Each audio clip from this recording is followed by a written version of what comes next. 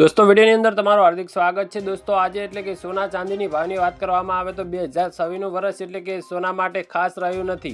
આ વર્ષ અત્યાર સુધીમાં સોનાના ભાવમાં દોસ્તો 33,000નો ઘટાડો નોંધાયો છે અને ચાંદીના ભાવમાં વાત કરવામાં આવે તો ચાંદીના ભાવમાં પણ 1,67,000નો ઘટાડો નોંધાયો છે।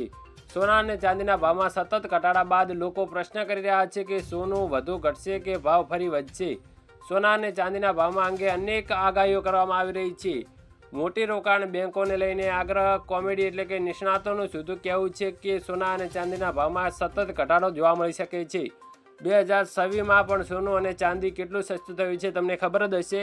તો સોનું એક વર્ષ પહેલાં એટલે કે 1.96 લાખ એટલે કે પ્રતિ 10 ગ્રામથી ઘટીને 1.34 લાખ સુધી પહોંચી ગયું છે। 29 જાન્યુઆરી 2026ના રોજ એટલે કે સોનાના ભાવમાં સતત ઘટાડો જોવા મળ્યો હતો।